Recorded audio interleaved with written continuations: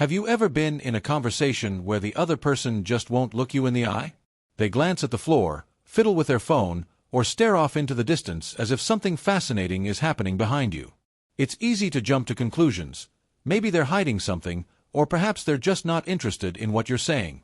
But the truth is far more nuanced.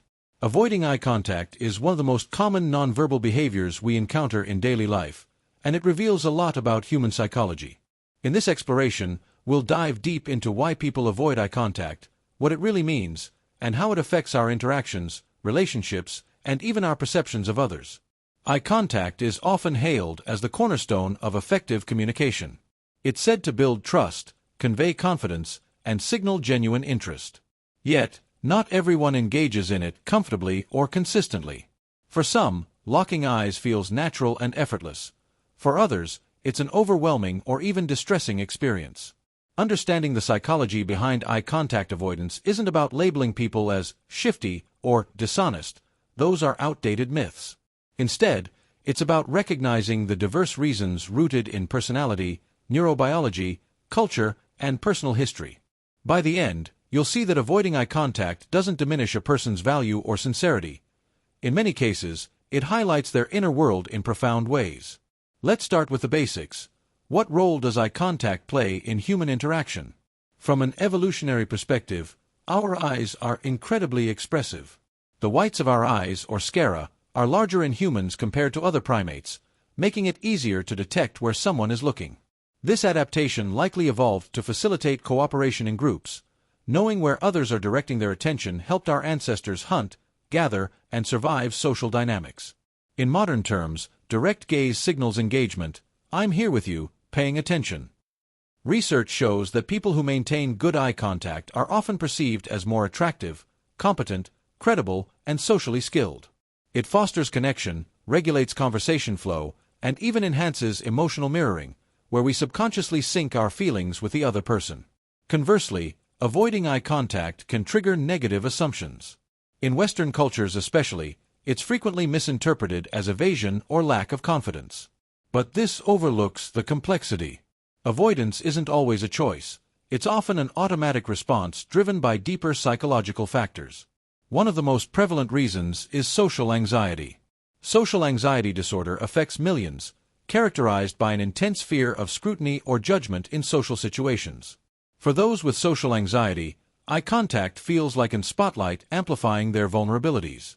It triggers a flood of arousal, heart rate spikes, palm sweat, and the brain perceives the gaze as a potential threat.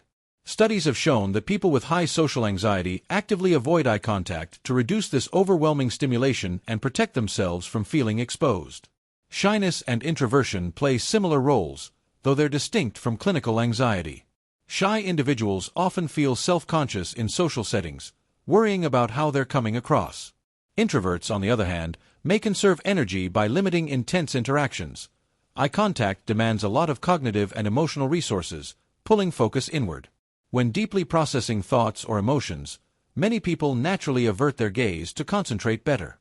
This isn't disinterest, it's a way to manage mental load. Think about it. When you're solving a complex problem or recalling a memory, do you stare intensely at someone, or do you look away to think? Neurodiversity adds another layer. For individuals on the autism spectrum, eye contact can be sensory overload. The intense stimulation from direct gaze activates brain regions differently, sometimes causing discomfort or even pain-like sensations. It's not about rudeness or lack of empathy. Autistic people often process social information in unique ways, and avoiding eyes helps them stay regulated and present. Similarly, those with ADHD might struggle with sustained eye contact due to attentional shifts. Their minds wander, and gaze follows. Cultural influences can't be ignored. What feels like avoidance in one society might be a sign of respect in another. In many East Asian cultures, like Japan or Korea, prolonged direct eye contact can be seen as confrontational or intrusive, especially with authority figures. Lowering the gaze shows deference and politeness. In some indigenous or African communities, similar norms apply. Eye contact is modulated based on hierarchy, age, or gender. Latin American cultures, by contrast, often embrace more intense gaze as a sign of warmth and engagement. These differences highlight how eye contact norms are learned, not universal.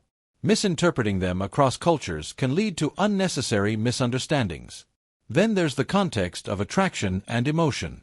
Ironically, people sometimes avoid eye contact precisely because they're attracted. Intense feelings, like a crush, can make gays feel too vulnerable, revealing hidden desires. It's a self-protective mechanism. If I look too long, they'll know how I feel. Anger or guilt can prompt avoidance too, as confronting someone's eyes stirs discomfort. Trauma survivors might avert gaze to avoid triggers associated with past threats. Even deception plays a role, though not as straightforwardly as myths suggest. While popular belief holds that liars avoid eyes, research shows the opposite in some cases. Deceivers may overcompensate with excessive stare to appear truthful. Dominance and power dynamics also factor in. In animal kingdoms, direct stare signals threat. Humans retain echoes of this. Submissive or non-confrontational people might lower their gaze to de-escalate or show equality. In professional settings, avoiding eye contact with a boss could stem from respect or fear of overstepping. On the flip side, those seeking to avoid appearing dominant, perhaps empathetic leaders, might soften their gaze intentionally.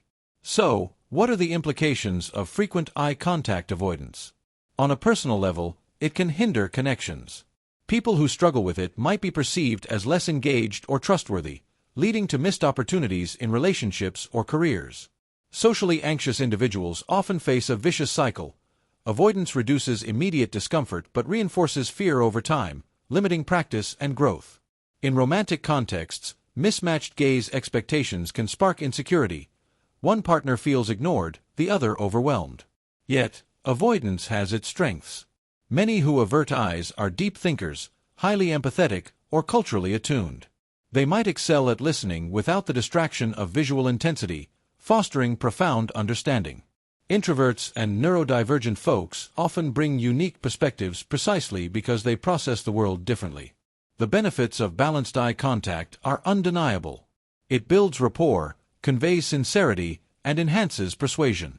Studies show mutual gaze increases liking and cooperation, even releasing oxytocin, the bonding hormone. In therapy or coaching, therapists use calibrated eye contact to create safety. Public speakers who scan audiences appear more authoritative and connected. But forcing eye contact isn't the answer. For those who avoid it, gradual exposure, practicing in low-stakes situations, can help. Techniques like the triangle method, alternating between eyes and mouth, or focusing on one eye at a time reduce overwhelm. Mindfulness builds tolerance, reminding us that discomfort is temporary. Importantly, respect others' gaze preferences. If someone avoids your eyes, it rarely means rejection. Offer space, use warm tone and body language to convey openness. In professional environments, understanding avoidance prevents bias.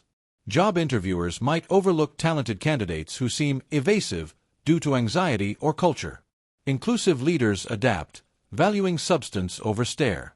Ultimately, the psychology of avoiding eye contact teaches compassion. It's a window into diverse human experiences. The anxious mind seeking safety, the thoughtful processor gathering inner clarity, the respectful individual honoring norms. Rather than judging, weaken curiosity. What might this behavior reveal about their world? As we navigate an increasingly digital age, where screens dilute gaze, reclaiming mindful eye contact matters more. But let's do so inclusively, recognizing not everyone engages the same way. By embracing these differences, we foster deeper, more authentic connections. Next time someone avoids your eyes, pause before assuming. They might just be protecting their peace, or inviting you to connect on a different level. In the end, true understanding looks beyond the eyes, into the heart of what makes us human.